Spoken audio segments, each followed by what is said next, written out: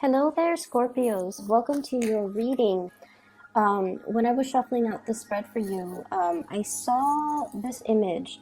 So I'm looking at this guy. He's probably in his, I don't know, 30s, 40s, and he's at a blackjack table. So he's sort of like right here facing me, and it seems almost like I'm looking through the perspective of a blackjack dealer.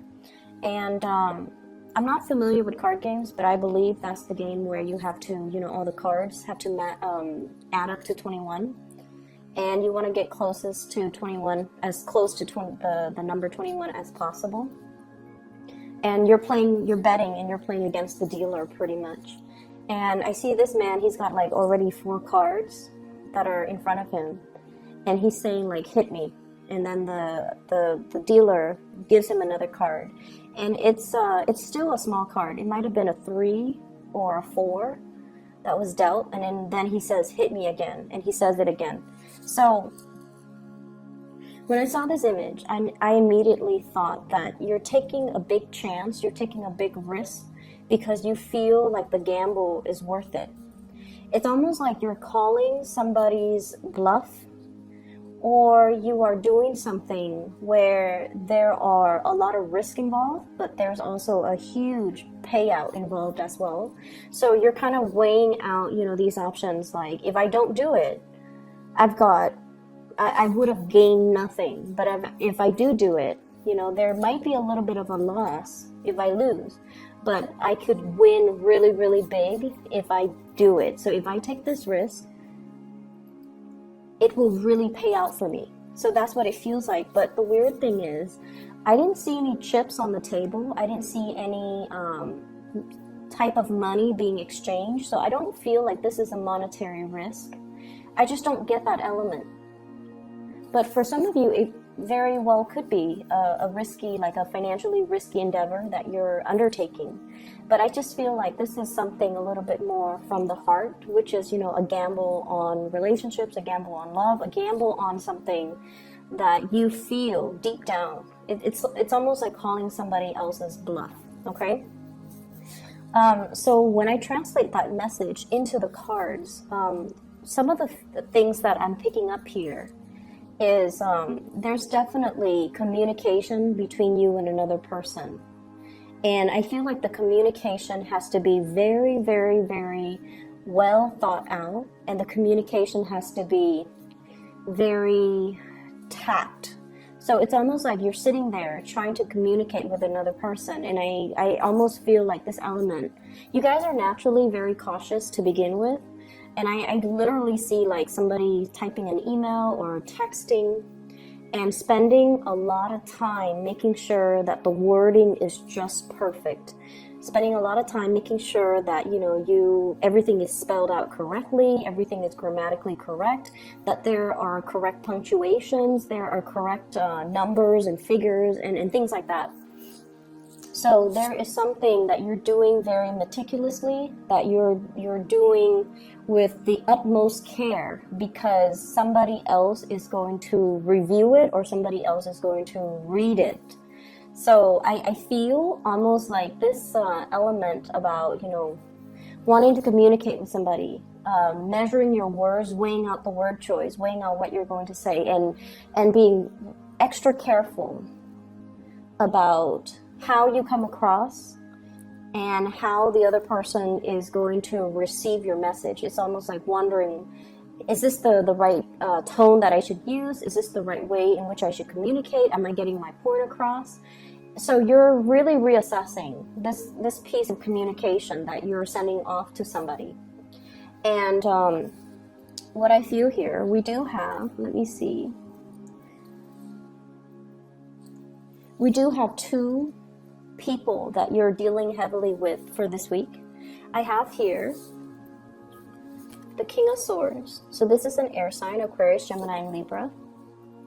And then I have the Queen of Cups, Pisces, Cancer, Scorpio. So these 2 figures will be very, very prominent in your life for this week at least. And what I feel is there is somebody that is, they come across almost like they're always analyzing things. They might tend to overanalyze. And they might, they're very intelligent, but I almost feel like they're a little bit more on the pessimistic end, okay? They're sort of like, oh, it's not going to work out. We should have a plan B. So in a way, they're very cautious as well, but I feel like they err a little bit more on the pessimistic end. And so they don't really do anything rushing right in. They're not impulsive. They take their time whenever they're confronted with a problem, whenever they're confronted with a crossroads, or whenever they communicate. So I feel like they're very measured, very methodical, and extremely, extremely like analytical. And they could read something and analyze it to death. Or they could like look at one situation and come up with like multiple scenarios where things can potentially play out, or where things can potentially go right, or where things can potentially go wrong. So I feel like this is almost like a strategist. It's somebody that has a lot of insights, a lot of foresight, and also they plan for every possible scenario. And so when you're dealing with this person, I feel almost like they're giving you a lot of different scenarios for you to mull over, for you to analyze. And I feel like in a way, dealing with them can be very refreshing for you, because I feel like a lot of the times you guys do, get really stuck. It's almost like that tunnel vision. You want to have things a certain way, and especially when you have an emotional pull towards something, it's almost like you trust your intuition so much that you're like, nothing can go wrong. My intuition is really pulling me in this direction, so I feel like that's where I'm meant to go. Okay, and this is you going for something. This is the Knight of Cups, and I feel like this is more your energy. Going passionately towards something, seeing something that you like, it triggers your senses. And you're just like, that's it. My intuition, my heart is telling me to go this way. There's nothing here that indicates otherwise, so I'm going to go for it. But I feel like this person is telling you, yeah, but if you do this, there are all these other things that you have to consider. And I almost feel like you deal with things that are in front of you, whereas this person deals with things almost from like a bird's eye view. They're looking at the totality of a situation.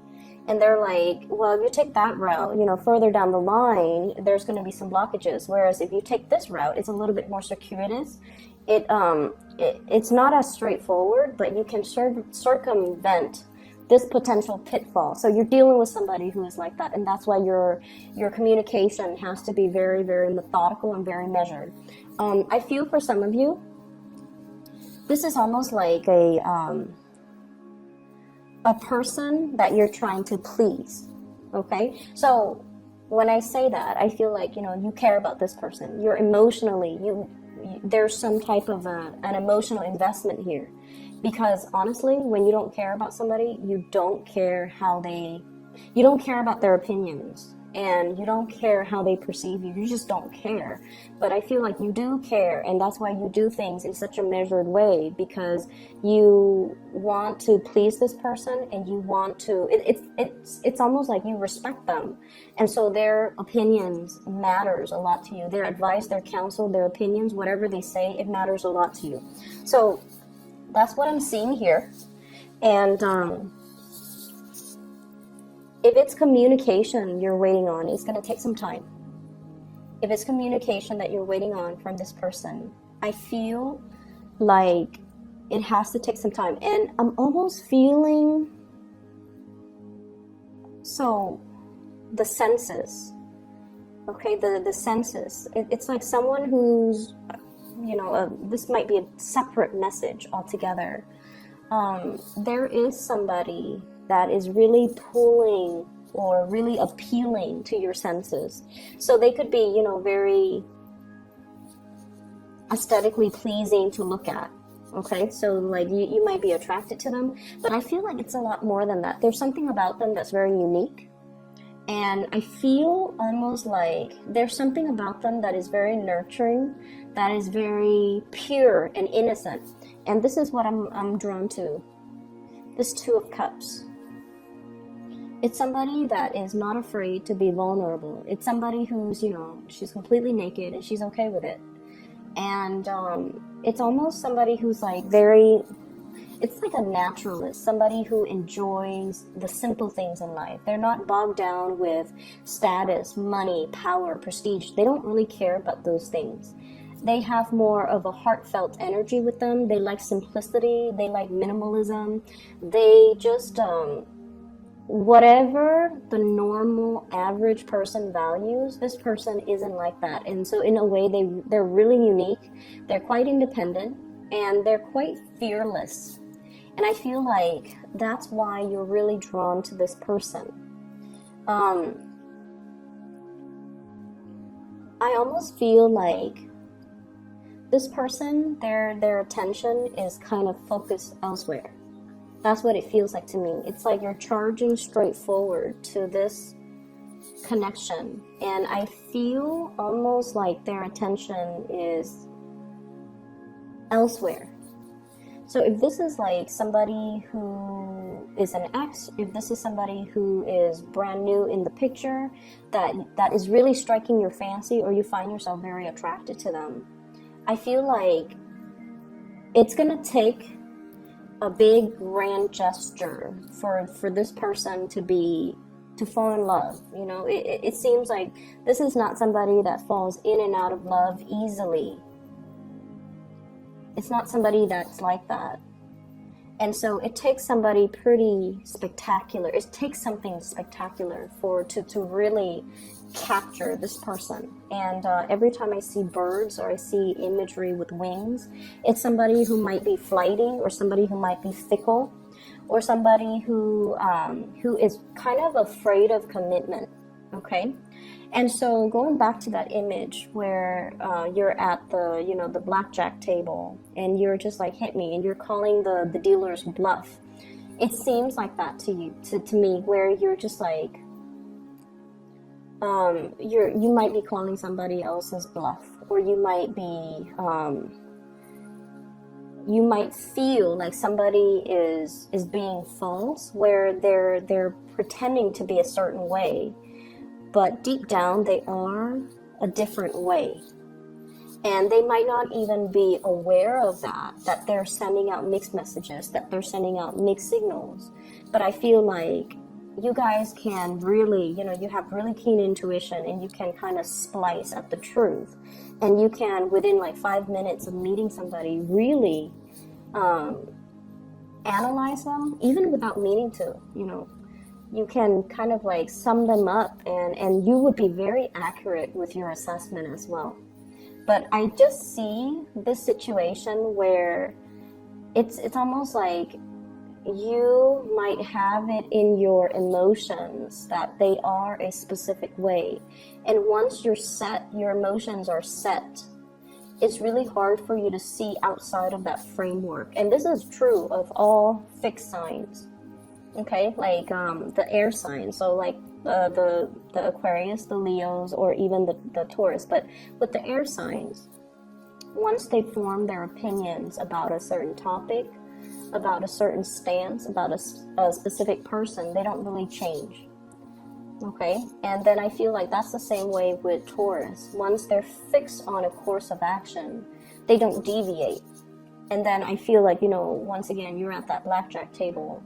It seems like you're accumulating a lot of cards and you're taking a huge gamble, and it's almost like, anytime now it's going to be a bust. It's going to exceed that 21 mark, but you're willing to bet, you're willing to go forward. So it's almost like the reality of the situation is you kind of need to stop while you're ahead. But then I feel almost like something is telling you to keep going. And if this is a work situation, I would say be very, very careful about, trying to do something on your own. Having somebody to kind of step in, especially that strategist that's telling you, wait a minute, you've already got 4 or 5 cards. Anytime now, it's going to be a bust. So why don't you quit while you're ahead, or let me assist you, let me give you a different strategy so that you can do it the right way, okay? So a lot of the times too with Scorpios, I just feel like, you guys do have a lot of pride. And I feel like, you're generally very independent and very stoic. You like to be able to do things on your own. You value self-sufficiency, and you do value independence as well. You like to, test your capabilities, and you pride yourself on being able to be kind of like that expert in your field. And it's really hard for you to ask for help. It's very, very, I rarely see fixed signs asking for help, okay? And this is not about, throwing yourself a pity party, or this is not about, blindly walking down a path where it's not going to pan out well for you. This is more about being smart, having a strategy. And if we feel like we're in a situation where our blood pressure is rising, where there's a lot of risk involved, maybe you need to consult somebody who might be an expert to be able to give you these hints, tips, guidance, counsel. I do see a need for financial planning coming into the picture. So what I have here is the Five of Pentacles. And the Five of Pentacles is, dealing with some type of a financial hardship. And then I have as well the Three of Pentacles. So this is sort of like, if we're doing this all on our own, the outcome is not looking too great. However, if we enlist the help of other people, it's almost like, one person cannot lift the weight of whatever this is. One person cannot mend a fence. One person cannot do it all alone. You risk injury. You risk accidents. So it's really important to ask for help. It's really important to say, you know what, this is a little bit too burdensome or too heavy for me. I'm going to need you to step in. So, asking for help, asking for assistance. And it could just be a helping hand. It could be financial assistance. Taking out a loan, for example, or even finding ways so that you can, better manage your financial resources, finding ways in which you can, I'm seeing greatly shift money around, shifting money from savings to checking, shifting money from, shifting funds around. So I'm also seeing like retirement, pension, and things like that, so that you can pay for something unexpected. And I also see like needing to do housing repairs, needing to repair fences.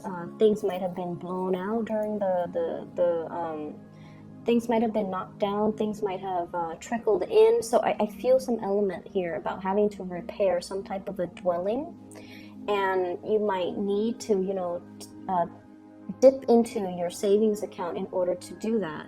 And so a financial advisor, for example, could help you, find money or get a loan for a really, really low interest rate, or even show you how you can write it off. So I feel like there's a need here to consult somebody rather than taking a gamble, rather than, sitting there and not looking at the all the cards that are on the table for you. In the work environment overall, you're getting a lot of love and a lot of support, okay? And I know that sounds weird, but what I feel is you're very well received. So the people that are around you, there's a lot of collaboration. There's a lot of like creative problem solving. And I feel like, you guys like that. You guys like to solve puzzles. You guys like to figure, take things apart and try to figure out how the mechanics work, how things fit together. So I almost feel like there's a lot of these creative problem solving, using tools or using things for one purpose, and then it's almost like transferring that thing to to use to a different purpose, and it works. So there's a lot of creative problem solving.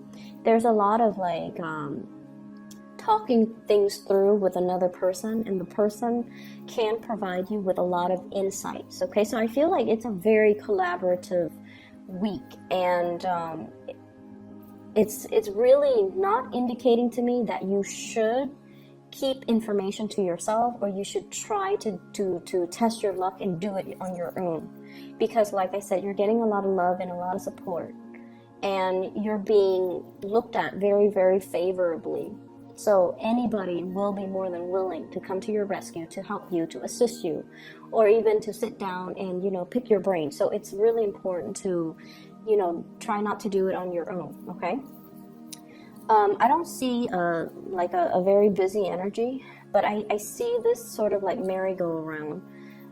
When it comes to communication, more than anything, when it comes to love, when it comes to relationships, when it comes to communication, it's just this revolving door is what I'm feeling, this revolving door. And merry-go-rounds, revolving door, all indicate cycles, all indicates like a situation that is very monotonous, that we want to get off. Like you just want it to end, you just want the ride to end so that you can get off and then like try a different ride. So there might be a situation where things are a little bit monotonous, where things are a little bit dry, where things are a little bit stale, and you might not feel like your heart is in it anymore. And then there's definitely another connection here, I feel, that's really pulling you in a different direction, okay? But I just feel like you have to be a lot quicker when you act. That's what it seems like to me. What I have here, and these are two major arcana cards, so let me just talk about them. This is the Justice, and this is the Chariot. So both of these are major arcana cards. And what it's saying to me here is when something is right, it doesn't have to feel so hard, okay? When the balance in a situation, in a work environment, in a relationship, in any type of an interpersonal communication, if things are right, despite your differences. So let's just say, if you disagree with somebody, right? As adults, you both can talk about your differences, talk about your different beliefs, talk about, all the things that make you different without it being conflictual. And so if things become conflictual, and if it's, coming through from the other person, then it's because they're not emotionally mature enough to look at a situation as an adult. So if you disagree with something that they believe in, and then they take it as a personal attack on their belief system or on them, then it basically means they're not able to detach their ego from, their beliefs. And so you might need to kind of look at the maturity level of the person that you're with and try to assess whether or not they're on your same wavelength, okay? So the Justice here, the Justice card, is all about balance. It's all about recalibrating. And it's all about seeing both sides to the story. And this is, once again, that blackjack customer, the person at the blackjack table. He's got it in his head that I'm going to win big, But then at the same time, seeing both sides of the story, seeing that, the dealer's cards are not revealed. So you might need to look at a situation in a little bit more of a realistic mindset. And you also have to kind of come into this sense of, if it's meant to be, it shouldn't be so hard, okay? I shouldn't have to try so hard to pull things forward on my own, because I definitely see there's a lot of resistance here with this Chariot card. And if you're dealing with a Cancer even, I feel like this is a very, very caring person, but for whatever reason, there's lack of momentum, lack of progress, or lack of movement in the right direction with this person, okay? So this could be business, work, colleague, relationship, as well as love relationship. There's lack of consensus. There's lack of common ideologies. The traditional Rider-Waite deck depicts the Chariot as two people that are very, very different from each other, and they're trying to move in the same direction. And it's strange because this deck is not showing me the horses with two different colors. It's showing the same color, and it shows me as well you potentially could be dealing with another water sign. But for whatever reason, your interests, your goals, your life path, or the things that you're trying to pursue might not be in alignment with one another. All right, so I'm going to leave it at that. Scorpios, I hope that the reading is helpful for you as you navigate this energy for this week. I'll be back next week, okay? And I wish you the best. Take care of yourself. I'll talk to you guys soon.